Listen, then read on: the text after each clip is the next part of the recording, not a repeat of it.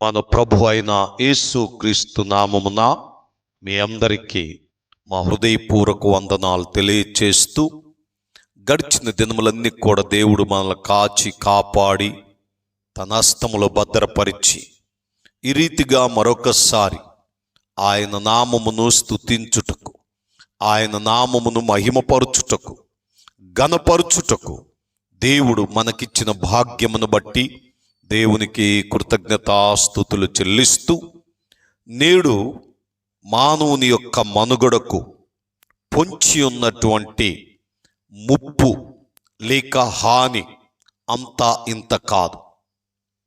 ఎప్పుడు ఏమైపోతామో, ఎలాంటి హాని కలిగిద్దో, ఎలాంటి ప్రమాదమును మనము రుచి చూడవలసి వచ్చిద్దో అర్థము కానటువంటి వ్యర్థమైన జీవితాన్ని మనము కలిగి బ్రతుకుతూ ఉన్నాం. కాబట్టి ఇట్టి దినములలో మనలను మనము కాపాడుకొనుటకు, భద్రపరుచుకొనుటకు ఈ లోకములో అనేకమైనటువంటి సురక్షితమైనటువంటి పరికరములు, సురక్షితమైనటువంటి పద్ధతులు, సురక్షితమైనటువంటి ఆలోచనలు అనేకమైనవి ఉన్నప్పటికీ ప్రమాదము పొంచి ఉన్నప్పుడు దాని నుండి తప్పించే నాదుడు లేక విలవిలలాడిపోతున్న మన జీవితంలో మనకంటూ ఒక నిరీక్షణ కలిగి ఉండాలి. ప్రమాదం వచ్చినప్పుడు దేవా దేవా దేవా అని ఎన్నో రీతులుగా ఆర్తనాదాలు మొరపెట్టుతున్నప్పటికీ వారు కాపాడబడలేకపోతున్నారు, రక్షించబడలేకపోతున్నారు. మరి దేవుని యొక్క కాపుదల ఏమైపోయింది, నీ దేవుడు ఏమాయను అనేటువంటి ప్రశ్నలు మనుష్యులను నిందిస్తూ ఉన్న ఈ దుర్దినములలో మనకు ఏ హాని కలగకుండా మనము బ్రతుకున్నట్లు మనలను మనము దేవుని వాక్యము చేత, దేవుని సన్నిధిలో కాపాడుకొనుటకై సిద్ధపడతాం. రండి, దేవుని వాక్యమును ధ్యానించుకుందాం.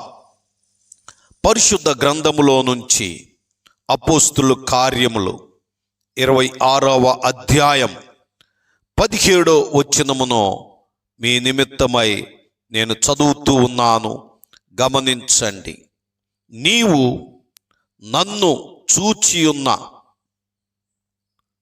సంగతిని గూర్చి నేను నీకు కనబడబోవు సంగతిని గూర్చి నిన్ను పరిచారకునిగాను సాక్షినిగాను నియమించుటకై కనబడి ఉన్నాను. నీవు లేచి నీ పాదములు మోపి నిలువము. నేను ఈ ప్రజలందను అన్యజనుల వలనను హాని కలగకుండా నిన్ను కాపాడెదను. నేను ఈ ప్రజల వలనను అన్యజనుల వలనను హాని కలుగకుండా నిన్ను కాపాడెదను. ఏ హాని కలుగకుండా కాపాడువాడు మీరు ఆరాధించే దేవుడు మాత్రమే. దానికి కారణం ఏమిటి అంటే 2 విషయాలు. మొదటిది, నన్ను చూచియున్న దేవుడవు, నిన్ను చూచిన దేవుడు, నిన్ను ఏర్పరచుకునిన దేవుణ్ణి నీవు మరి నమ్ముకోవడం లేక ఆయనకు సేవ చేయటం, పరిచారకునిగా పరిచర్య చేయుట, సేవ చేయుట. ఈరోజు అనేక మంది దేవుని యొక్క సేవకు చాలా దూరంగా ఉంటున్నారు. దేవుని పరిచర్యను నిర్లక్ష్యపరుస్తున్నారు. దేవుని పరిచర్యకు ఇవ్వవలసినటువంటి ప్రత్యేకతను ఇవ్వలేకపోతున్నారు. అందుకే ఈరోజు నీ జీవితంలో కలుగుతున్నటువంటి ప్రమాదములు, విపత్తులు, హానికరమైనటువంటి పరిస్థితులు, వీటన్నిటిని నీవు ఎదుర్కొంటున్నప్పుడు నీవు అనుకుంటున్నావు, ఏమిటి ఈ ప్రమాదము, నాకు ఏమిటి ఈ హాని అని. మీరు గ్రహిస్తున్నారా? You are the minister of God. మీరు దేవుని పరిచారకులు, దేవుని సేవకులు. దేవుని సేవ అంటే కేవలము పుల్పిట్ మీద నిలబడి వాక్యం చెప్పడం అనుకుంటారు. దేవుని సేవ అంటే పరిచర్య కొరకు అనేక ప్రాంతాలు వెళ్ళి కరపత్రాలు పంచడం అంటారు. పరిచర్య అంటే ఇదిగో మరి బైబిల్ పట్టుకుని లేకపోతే మైకు పట్టుకుని అనేక మందికి ఎదుట సువార్త చెప్పడం అనుకుంటారు. కాదు సుమా,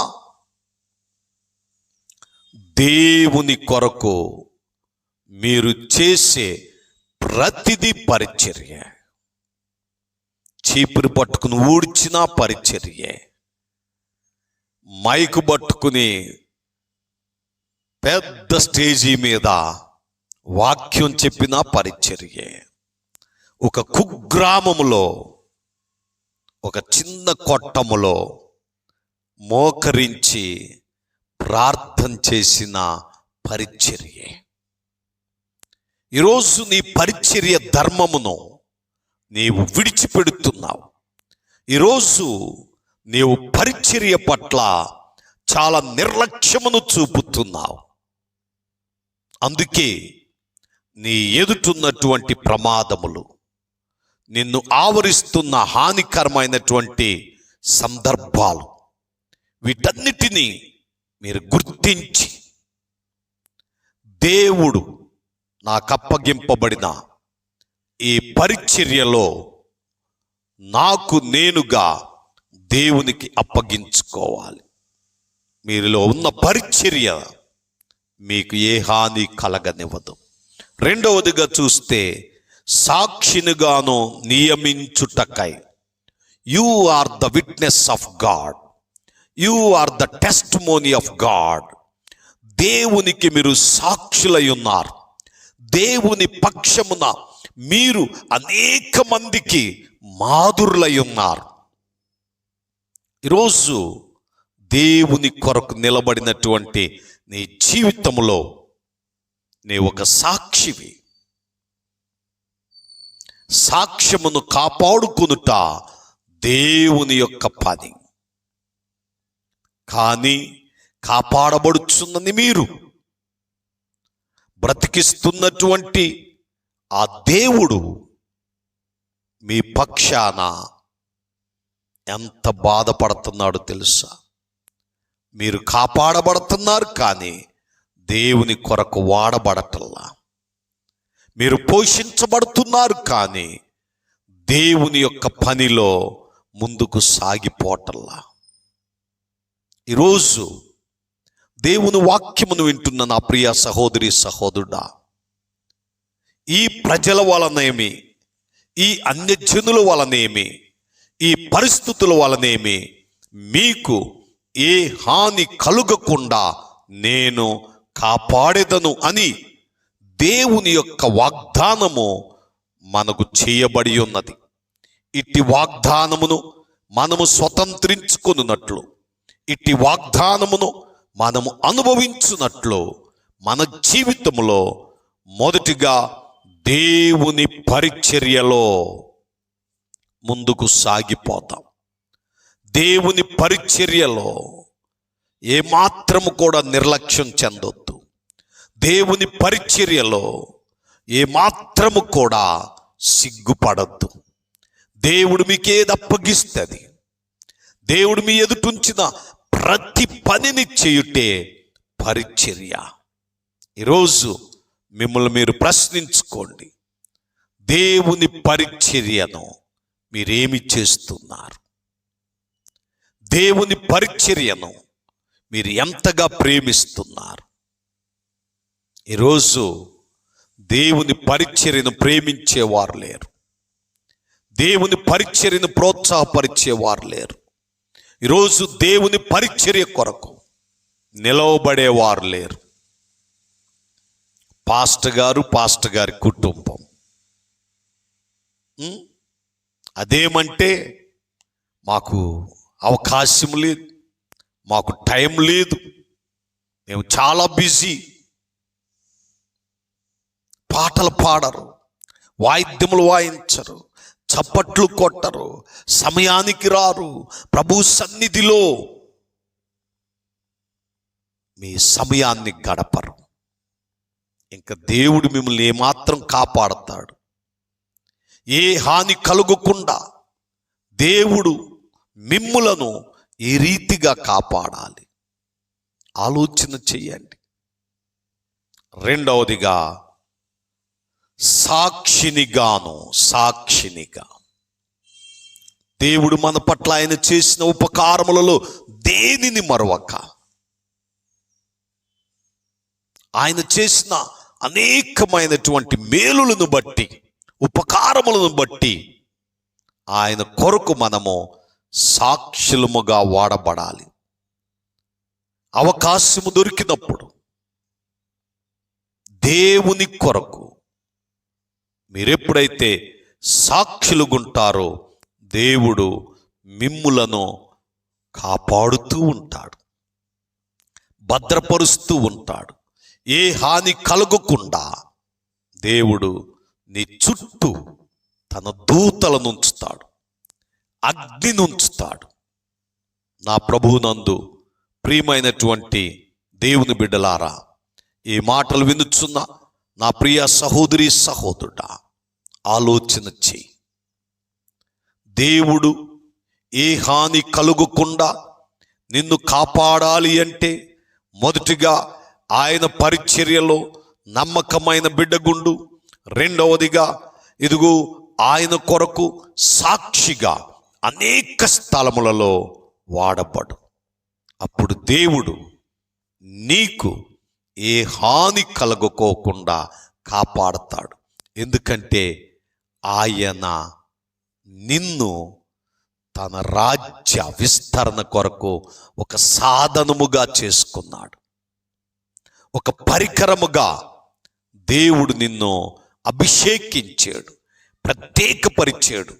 అలాంటి ప్రత్యేకమైన జీవితమును మీరు కలిగి ఆయన పరిచర్యలో ముందుకు సాగిపోతూ ఉండండి. ఏ హాని మీకు కలగదు.